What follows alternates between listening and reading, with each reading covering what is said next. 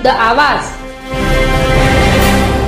बौद्ध धर्मियांच्या मान्यतानुसार भारतामध्ये लुप्त झालेल्या बौद्ध धम्मचक्र बाबासाहेबांनी गतिमान करत धम्मचक्र प्रवर्तन केलं, म्हणून हा दिवस धम्मचक्र प्रवर्तन दिन म्हणून ओळखला जातो। धम्मचक्र प्रवर्तन दिन हा तो दिवस आहे जेव्हा भारतीय राज्यघटनेचे शिल्पकार डॉक्टर बाबासाहेब आंबेडकर यांनी हिंदू धर्माचा त्याग करून बौद्ध धर्म स्वीकारला होता।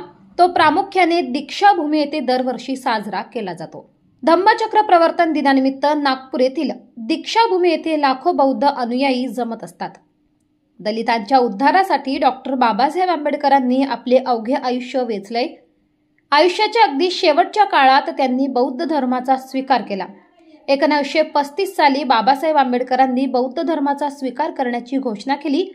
बाबासाहेब आंबेडकर यांनी 14 ऑक्टोबर 1956 रोजी नागपूर येथील दीक्षाभूमीवर धम्मचक्र प्रवर्तनाची ऐतिहासिक घटना घडवली।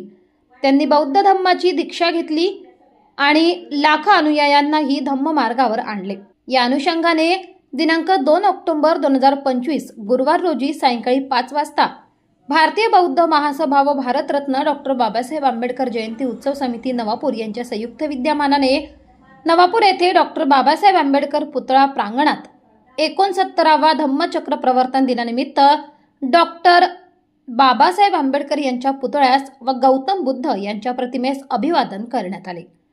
बुद्ध वंदना व त्रिशरण पंचशील ग्रहण करून सदर नवापूर सिनियर कॉलेजचे प्राध्यापक एकनाथ गेडाम व अण्णाराव मुळे साहेब यांनी बुद्ध त्याचा धम्म या विषयावर समस्त समाज बांधवांना 22 प्रतिज्ञा व धम्म याचे आचरणशील या विषयावर प्रदीर्घ असे समाज बांधवांना एक उत्कृष्ट प्रकारे मार्गदर्शन केले।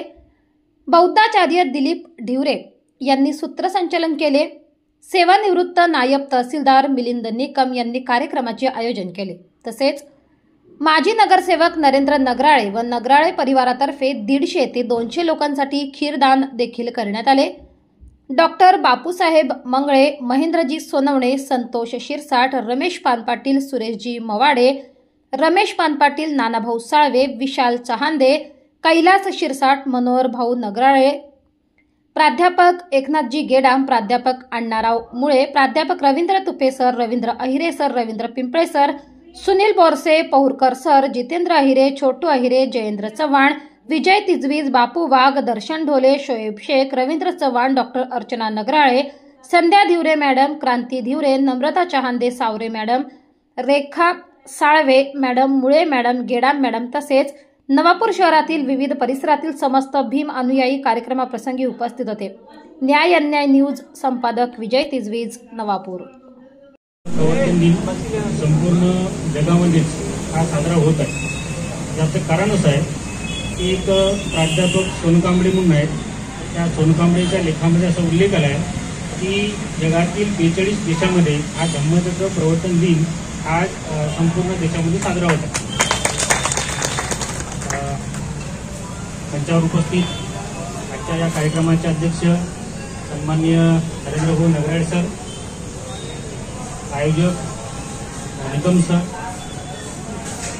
प्राध्यापक doctor Borse sir, Archana Nagrale madam, आमचे मित्र प्राध्यापक मुळे सर आणि जितू भाऊ, उपस्थित सर्व तमाम नागरिक, बौद्ध उपासक आणि हिंदू धर्मी असेल तर हिंदू धर्मी सर्वांना धम्मचक्र प्रवर्तन दिनाच्या हार्दिक हार्दिक शुभेच्छा।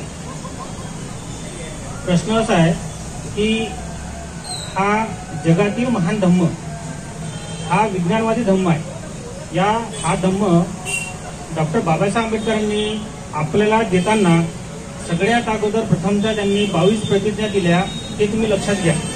सगळ्यात महत्त्वाची गोष्ट आहे म्हणजे जगातला विद्वान माणूस, जगातला कायदेपंडित माणूस, जगातला अर्थतज्ञ माणूस हा आपल्याला धम्म देण्याच्या अगोदर प्रथमतः तुमच्याकडून 22 प्रतिज्ञा बदलून घेतो।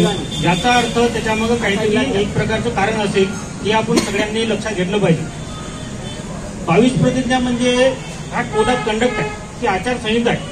म्हणजे जोपर्यंत तुम्ही 22 प्रतिज्ञाचं आचरण करणार नाही तोपर्यंत तुम्हाला या बौद्ध धम्माचं देखील आचरण करता येणार नाही, असं स्पष्ट शब्दामध्ये बाबासाहेबांनी तुम्हाला 14 ऑक्टोबरच्या दिवशी स्पष्ट केलं होतं। आणि म्हणून हा धम्म किती महान आहे, या धम्माची जोपर्यंत इथल्या मानवतेला किंवा मानवतेच्या कल्याणाकरिता खऱ्या अर्थाने या धम्माची गरज. आज आपण हा धम्मचक्र अनुप्रवर्तन दिन या ठिकाणी साजरा करत आहोत. याला दोन कारण आहेत. पहिलं जे कारण आहे ते 2300 वर्षापूर्वी घडलेलं, ते म्हणजे सम्राट अशोक यांनी केलेलं धम्म परिवर्तन. कलिंग राज्यावर ज्यावेळेस अशोक सम्राटांनी विजय मिळवला होता, त्याच्यानंतर विजय म्हणून सुद्धा त्यांना त्या ठिकाणी जो पश्चाताप झालेला होता, त्याच्यानंतर त्यांनी अहिंसेच्या मार्गावर जाण्याचा त्या ठिकाणी निर्णय घेतला आणि गौतम बुद्धाचा धम्म जो आहे तो त्यांनी स्वीकारला. त्याच्यानंतर आपल्या आयुष्यामध्ये 1956 मध्ये नवीन पहाट उगवली.